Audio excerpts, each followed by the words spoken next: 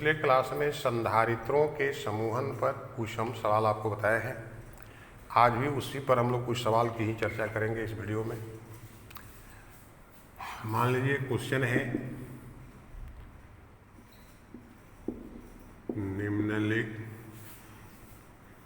निम्न परिपथों में एम तथा एन बिंदुओं के बीच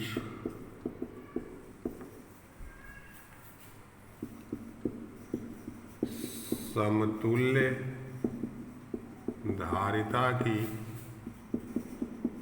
गणना करें।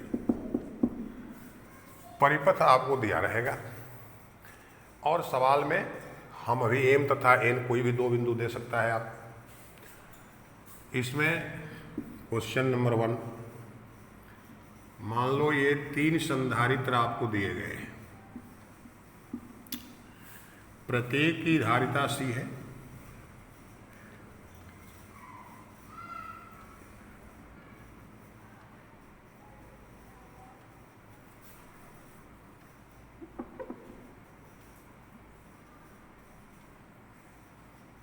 यहां पर बिंदु एम लिखा गया है, यहां पर बिंदु एन लिखा है। इसी एम तथा एन बिंदुओं के बीच समतुल्य धारिता निकालनी है।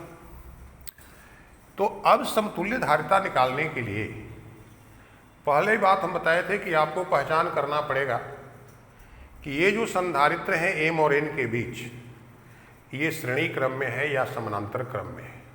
तो इसके पहचान के लिए जो मूल परिपथ है इसको तोड़ करके हम लोग दूसरा परिपथ बनाते हैं। ध्यान दीजिए, कहीं भी मान लो ये परिपथ में 2 संधारित्र हैं, इनको जोड़ना है तो 2 संधारित्र को जोड़ने के लिए हम लोग किसका उपयोग करते हैं? चालक तार का। और उसके लिए संकेत यही है, मान लो इसका ये प्लस प्लेट है, माइनस इसका प्लस माइनस। आप ऐसे भी इसको जोड़ सकते हैं, ऐसे भी जोड़ सकते हैं। तो ये जो लाइन दिखा रहे हैं आप, ये संधारित्रों को जोड़ने के लिए जिस तार का उपयोग है उसी का संकेत है। तो ये और ये संधारित्र जुटे हैं, ये तार है। ये छोटा बड़ा आप नज़दीक भी दिखा सकते हैं। उसी प्रकार से ये जो लाइन दिख रहे हैं आप, ये क्या है? इस बिंदु और इस बिंदु को एक तार से जोड़ दिया गया। तो तार से जोड़ने का मतलब इस बिंदु को और इस बिंदु को आप एक साथ मिला दिए, तो जो बिंदु ये है वही बिंदु ये हो जाएगी। जब भी ऐसा कोई चिन्ह मिल जाए परिपथ में, ये समझिए किसका चिन्ह है? एक तार का चिन्ह है। तो बिंदु एम को एक तार से यहां पर जोड़ दिया गया, मतलब ये दोनों बिंदुएं एक हो गई। तो यहां पर एम है तो ये बिंदु भी क्या हो गया? एम। उसी प्रकार से यहां से यहां तक भी एक तार जोड़ दिया गया। तो यह बिंदु एन है तो यह भी बिंदु क्या हो गया? एन। इतना जब तय हो गया तब पहले इस बिंदु एम को हमने फिक्स कर दिया। इस संधारित्र का यह एक प्लेट किससे जुड़ा हुआ है? एम से। तो आप यहां पर एम से इसको जोड़ दीजिए। इसका भी एक प्लेट किससे जुड़ा हुआ है? एम से। तो इसको भी एम से जोड़ दिए। इसका भी एक प्लेट किससे जुड़ा हुआ है? एम से। इसको भी एम से जोड़ दिए। इसका एक प्लेट एन से, इसका भी एक प्लेट एन से और इसका भी एक प्लेट एन से। यानी तीनों संधारित्रों का जो दूसरा प्लेट है वो किससे जुड़ा हुआ है? एन से जुड़ा हुआ है। अब आप बता सकते हैं एम और एन के बीच ही ये तीनों संधारित्र हैं, यानी तीनों का विभव क्या हो गया? समान। तो किस क्रम में हो गए? समानांतर क्रम में। और जो समानांतर क्रम में हो गए तो Cp बराबर सूत्र क्या बताया गया? NC। तो यहाँ M और N के बीच समतुल्य धारिता CMN बराबर सूत्र क्या होगा? NC।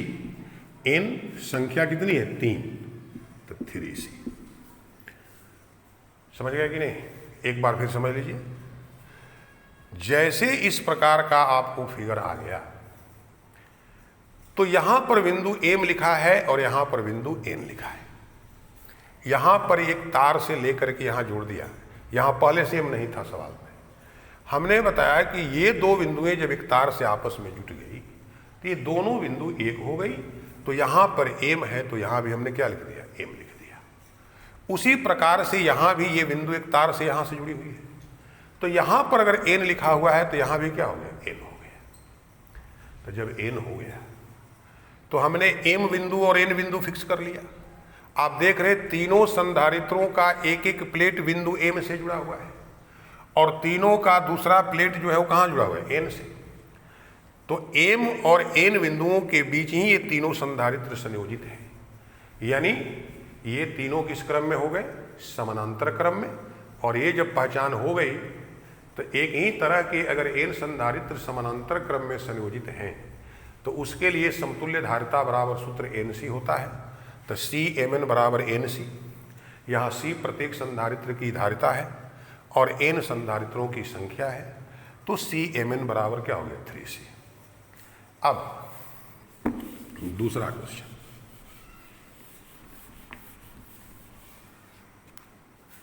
Question number 2।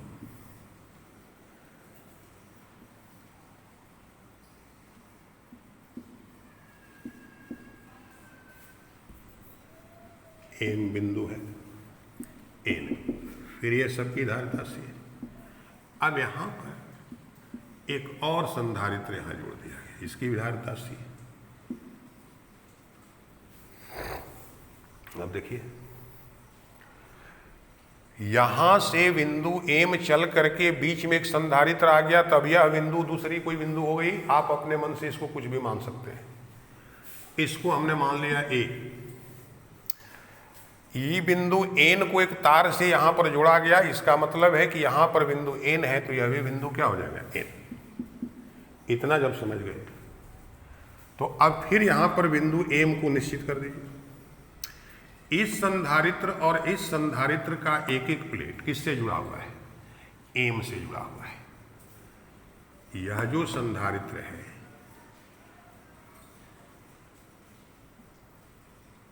एम, दूसरा एन से। इस संधारित्र का एक प्लेट तो एम से जुड़ा हुआ है, लेकिन दूसरा कहां जुड़ा हुआ है, ए से। ए से अब ए पर आ गए। ए से यह भी जुड़ा है और यह भी जुड़ा है, इसका भी दूसरा प्लेट एन पर और इसका भी दूसरा प्लेट एन पर। यह भी एन पर, यह भी एन। अब देखिए यहां पर आपको नहीं पता चल रहा है कि कौन श्रेणी क्रम में और कौन समानांतर में है, लेकिन जब इसी का हम ये ब्रेक सर्किट बना दिए तो आप स्वयं बता सकते हैं कि ए और एन के बीच ही ये दोनों संधारित्र संयोजित हैं। तो जब ए और एन के बीच ही दोनों संधारित्र संयोजित हैं तो ये किस क्रम में हो गए, तो ये दोनों समानांतर क्रम में हो गए। तो पहले इन दोनों के समतुल्य संधारित्र की धारिता हम निकालेंगे तो क्या हो जाएगा, तो सी ए एन, सूत्र एन सी है, संख्या 2 है 2C। तो ए और एन के बीच इन दोनों संधारित्रों के स्थान पर एक संधारित्र आप जोड़ सकते हैं जिसकी धारिता क्या होगी, 2C। तो एक बार फिर आप सर्किट बनाएंगे। अब एम से एन तक ये तो अपनी जगह पर है, एन तक। अब एम से ए तक,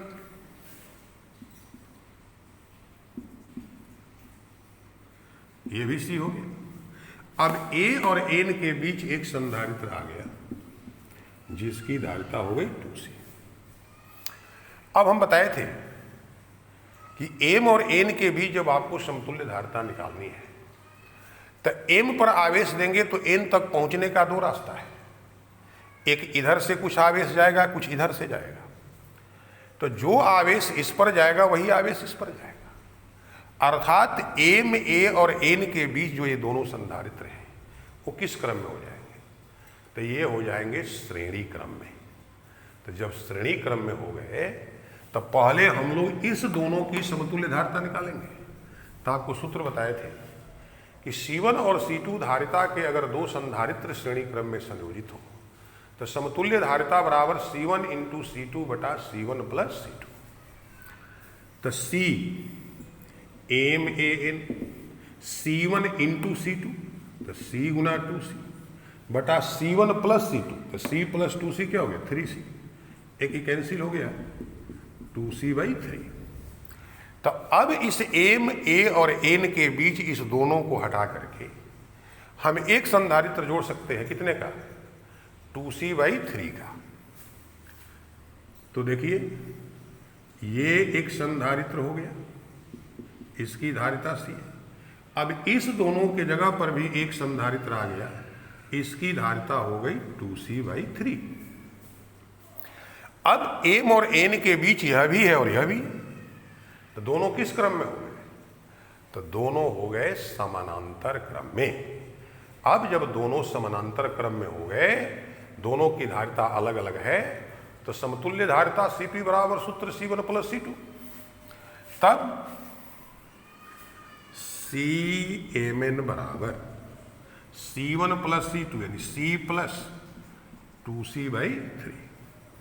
एलसीएम 3 होगा ना, तो 3 यहाँ आएगा 3C प्लस 2C 5C/3। तो इस परिपथ में एम और एन के बीच समतुल्य धारिता हो गई 5C/3। इसका अर्थ क्या हुआ कि इन चारों संधारित्रों को हटा करके इनके जगह पर केवल 5C/3 धारिता के एक संधारित्र को जोड़ दिया जाए तो उनका प्रभाव वही होगा जो इन चारों संधारित्रों का है। तो इस प्रकार से हम लोग जटिल से जटिल बहुत सारे संधारित्रों के समूहन का समतुल्य धारिता हम लोग ज्ञात कर सकते हैं। इसके आगे कुछ और क्वेश्चन हम लोग हल करेंगे।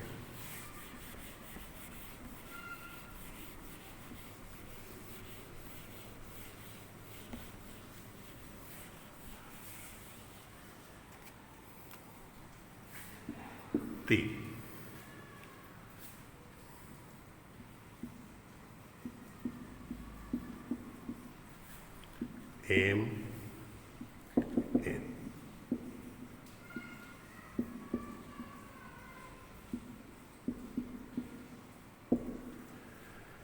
अब यहां भी एक संधारित्र आ गया, तो एम से चल करके जब बीच में संधारित्र आ गया तो ये अलग बिंदु हो गई। एन से चलकर यहां भी संधारित्र आ गया, ये भी अलग बिंदु हो गई। अब अपने से आप कोई भी दो बिंदु निर्धारित कर सकते हैं। मान लिया यह ए हो गया बिंदु, ये बी हो गया। अब इसका परिपथ हम लोग बनाएंगे। एम से एक संधारित्र कहां पर गया है, ए पर, एक कहां गया है, बी पर। तो एम से एक हम ले गए ए पर, एक को ले गए बी पर। ए और बी के बीच ये संधारित्र है। फिर ए से कहां गया है, एन पर, और फिर एक बी से भी एन पर गया, ये भी सी सी हो गया। ऐसे परिपथ को कहते हैं सेतु परिपथ। एक रास्ता एन तक जा रहा है, एम ए एन, दूसरा रास्ता एम बी एन। इन दोनों को यह ए बी आपस में क्या कर रहा है, जोड़ रहा है। तो इस ए बी के कारण ही इसका नाम हो गया कौन सा परिपथ, सेतु परिपथ। तो इस प्रकार के परिपथ में एक शर्त है कि यदि एम और ए के बीच और ए और एन के बीच उपस्थित संधारित्र के धारिताओं का अनुपात एम और बी तथा बी और एन के बीच उपस्थित संधारित्र के धारिताओं के अनुपात के बराबर हो, तो ए और बी दोनों बिंदुओं का विभव समान हो जाता है। इसलिए इस ए और बी के बीच उपस्थित संधारित्र पर कोई आवेश नहीं जाता है, अर्थात इस संधारित्र का कोई महत्व नहीं होता है, और इसे परिपथ से हम लोग क्या करते हैं, हटा देते हैं।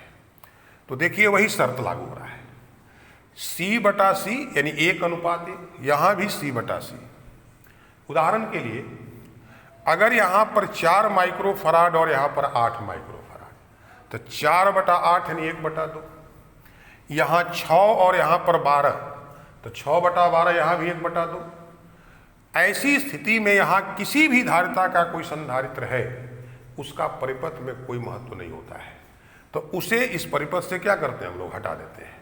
लेकिन ये शर्त लागू होना चाहिए। अगर ऐसा नहीं है तब जो है सवाल को हल करने का अलग तरीका हो जाएगा। तब वहाँ पर हम लोग बंद परिपथ के आधार पर आवेश वितरण करके समतुल्य धारिता का मान निकालते हैं। लेकिन अगर ये स्थिति लागू होती है कि यदि सी एम ए बटा सी ए एन, मतलब एम और ए के बीच उपस्थित संधारित्र की धारिता और ए और एन के बीच उपस्थित धारिता का अनुपात बराबर सी एम बी बटा सी बी एन, तब ए और बी के बीच उपस्थित संधारित्र का प्रभाव समाप्त हो जाता है। यही स्थिति यहां बन रही है। तो इसलिए यहां पर इस संधारित्र का प्रभाव खत्म हो गया, ये खत्म हो गया। अब तो आसान सवाल हो गया। एम ए और एन के बीच ये दोनों श्रेणी क्रम में हो गए, क्योंकि जो आवेश इस पर जाएगा वही इस पर जाएगा। एम बी और बी एन के बीच भी ये दोनों श्रेणी क्रम में हो गए। तो पहले सी एम ए एन श्रेणी क्रम में, सी बाई एन सूत्र है, तो सी बाई एन संख्या कितनी है, 2। फिर सी एम बी एन, यह भी सी बाई एन यानी सी बाई 2। तो अब एम और एन के बीच एक संधारित्र और एक ये संधारित्र, यह भी सी बाई 2, ये भी सी बाई 2। अब ये दोनों किस क्रम में हो गए, समानांतर क्रम में हो गए। तो समानांतर क्रम में हो गए C1 प्लस C2, तो C by 2 plus C by 2 क्या हो जाएगा, C। तो सी एम एन बराबर C by 2 plus C by 2 यानी C। यानी इस परिपथ में एम और एन के बीच समतुल्य धारिता का अनुपात क्या हो गया, C हो गया। समतुल्य धारिता क्या हो गई, C हो गई। याद रखना है, जब भी सेतु परिपथ मिले एक बार अवश्य चेक कर लीजिए। अगर इन दो धारिताओं का अनुपात इस दो धारिताओं के अनुपात के बराबर है, तो इस बीच में जो भी उपस्थित संधारित्र है इसके प्रभाव को क्या हो करते हैं, समाप्त हो जाता है, इसको हटा देते हैं और उसके बाद समतुल्य धारिता का मान निकाल लेते हैं। तो एक तो सवाल इस प्रकार का हो गया।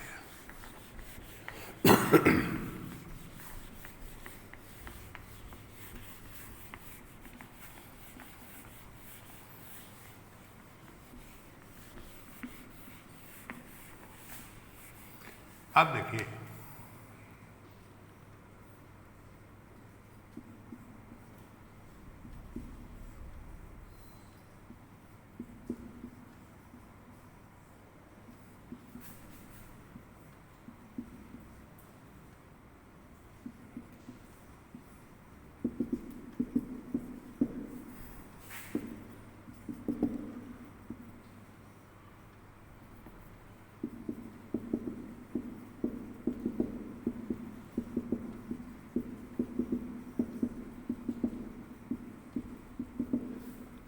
इस तरह का परिपथ आपको दिया रहेगा।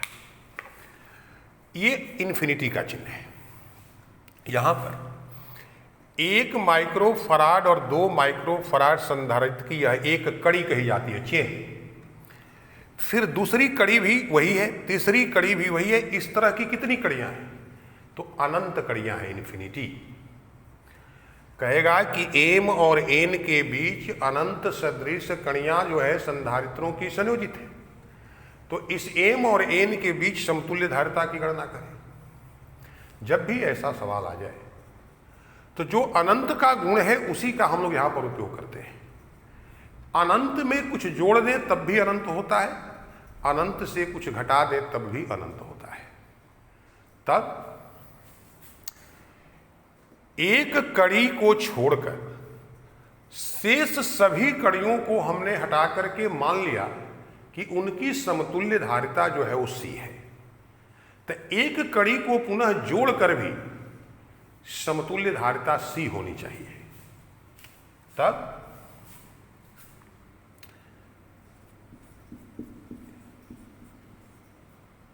ये एक कड़ी हो गई। इसके बाद जितनी कड़ियां हैं सबको हमने हटा दिया और इनके जगह पर एक संधारित्र जोड़ दिया। एक कड़ी को रख लिया, शेष जितनी कड़ियां हैं सबको हटाकर उनके जगह पर हमने C धारिता के एक संधारित्र को जोड़ दिया। ये जो आपका है, अब इसके साथ जब एक कड़ी हम जोड़ेंगे तब भी समतुल्य धारिता क्या होनी चाहिए? C होनी चाहिए। हमेशा याद रखिए, जब भी अनंत कड़ी का सवाल आवे तो एक कड़ी को छोड़कर शेष सभी कड़ियों के लिए एक समतुल्य धारिता मान लीजिए, तो एक कड़ी को जोड़कर भी परिपथ की वही समतुल्य धारिता होगी। तो अब इसका हम लोग समतुल्य धारिता भी क्या मानेंगे? C मानेंगे। तो इसके लिए ये दोनों किस क्रम में है? ये समानांतर क्रम में है और इसके साथ ये श्रेणी क्रम में। तो समानांतर का मतलब क्या हो गया? C+2 और ये एक जो है श्रेणी क्रम में है, तो एक C+2+1 ये भी किसके बराबर होगा? C के बराबर। तो C+2 बराबर C+3, तो C² + 3C। इसको उधर ले जाएंगे तो C² + 3C - C - 2 = 0। तो C² + 2C - 2 = 0। अब इसी से हम लोग हल करेंगे तो C का मान निकल जाएगा। तो ये द्विघात समीकरण पर तो C बराबर सूत्र क्या होता है? -b, तो b की जगह पर 2 है, -2 प्लस माइनस √b² -4ac, तो -4 a की जगह पर 1 और c की जगह -2 इंटू -2 बटा 2 है, -2 प्लस माइनस e +8 और 4 12 बटा 2 प्लस माइनस ये क्या हो जाएगा? 2√3 बटा 2, 2 कॉमन होके कट जाएगा, -1 प्लस माइनस √3।